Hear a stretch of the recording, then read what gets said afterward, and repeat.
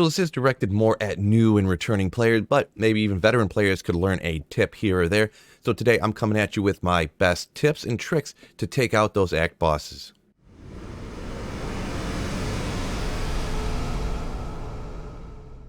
So for some general tips and tricks, just the basics right here, make sure you always set up a safety portal. I'm notorious for this, of just getting overconfident. Oh, I'm going to go down and just slaughter this person, not set up a safety portal, get taken out. It's always disappointing. So always, when you go after an act boss, make sure you set up a safety town portal somewhere so you can come back and get your body and continue the fight. Also, make sure you load up on potions. You never want to do another thing I'm notorious for, getting overconfident, not thinking, trying to go too quick, and realizing you only have like 2 health potions after you get down there. So feel free to head over to a vendor and load up on mana and health potions as needed. And a third quick tip here that kind of goes with any act bosses is make sure you got good resistances. Sometimes when you go down to the act boss, maybe you have a bunch of magic find on because you're trying to find good stuff throughout the game. If it's your first time and you're kind of struggling with the act bosses, feel free to pull some of that magic find off and go ahead and throw on some resistance type gear or some life type gear.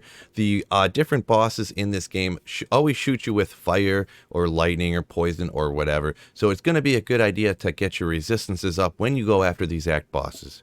So we'll start off here in Act 1 and Andariel. Everyone probably knows that Andariel does a ton of poison type of skills to deal you poison damage. Now, if your poison resistance is not high enough, this can be a bit of a struggle. Now, there is a little trick here. You can actually come over to Akara and buy antidote potions. Now, that is not really some crazy trick right there. Antidote potions will cure the poison. But if you did not know, when you take an antidote potion, watch the poison res right here. Your poison resistance will increase. Now, that will last for a certain number of time. I think it's 20 or 30 seconds. Editor Phil will throw it up right there, exactly what it is. Now, also, that time actually stacks. So you can chug a whole bunch of these potions and get several minutes of poison resistance. And also, if you did not know, you could also take these potions. We'll go ahead and take a look at the mercenary here. His resistances are maxed out right now, but you can actually get higher than that. But if they were not maxed out, you can give him a poison resistance in the same manner. Here, I'll go ahead and give him a poison right there. And you see his poison res went up to 85 because it raises the maximum poison resistance you can get and also gives you extra poison resistance. So there is a very helpful trick when you're going after those poison skills damage that is dealt from Andariel. So another little trick that I always do is pop a town portal right over here just down the stairs. Don't put one over where the other monsters are at. This room is generally safe. There might be a monster or two in here. You can clear it out. And then no matter what character you are, if you're past Act 1 in normal, if you're in Nightmare or Hell, you can get yourself a telestaff or the sorceress teleport back and forth. So if you ever get in trouble, boom, you can just teleport right over here. You have a safe town portal to go through and to come back into in order to come down to the battle. Now, if you're earlier on, or you just can't get yourself a teleport staff, an important thing to note, these monsters can follow you, but if you come through here and then you close this door, it's a little tough to get to sometimes. But if you could close that door, monsters cannot open that door. So go ahead and go through there. You see how now I can't click it because monsters are in the way. But when they're not in the way, you can click it and close it. Now, none of those monsters can come through the door and vice versa. So you could lure Andariel through that door, go ahead and close it and seal the monsters in if you can't fight those right then. Now, this could be the trick that I use literally the most often. Look for these stack of barrels over here.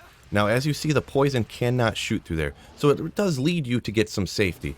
Now, Andariel can walk around these barrels right here, but her poison skill damage does not go through them.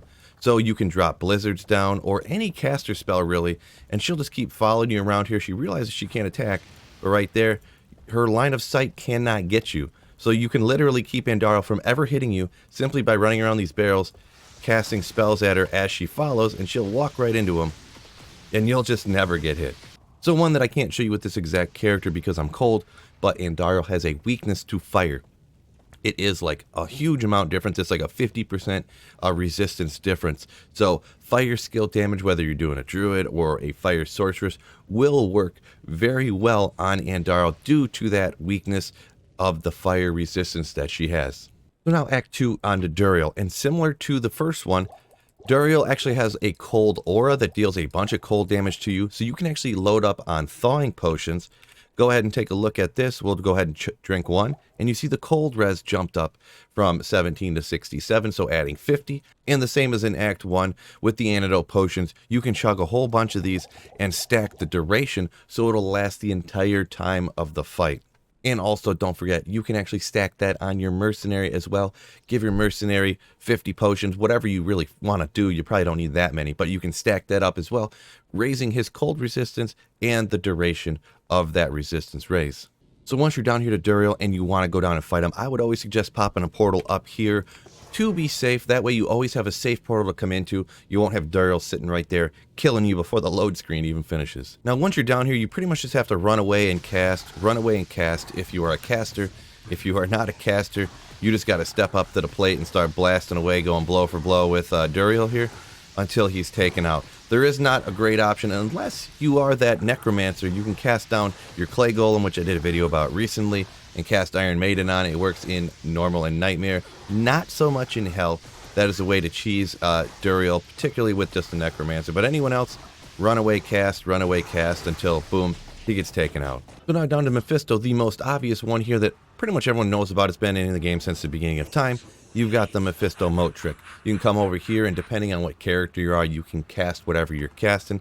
Here I got Frozen Orb, so it doesn't quite reach. It is just barely hitting him right there. With Blizzard is the most notorious if you're shooting lightning, or a ton of other different types of builds. If you're shooting bone spears from a necromancer, you can blast away and he just can't reach you. He can't target you from this far away, but you can target him for sure. And with the extra widescreen now, the AI can't target you, but you can see him from even further away. So that's the first easy trick here to taking out Mephisto.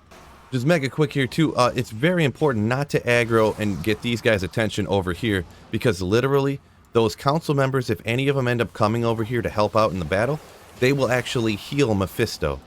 We'll go ahead and try to get him over there and see if he'll follow, which right now, of course, he will not do what I want him to do to be able to show this to you. But the council members will literally come over and actually heal Mephisto. So you want to make sure you do not get their attention to come over here and do that.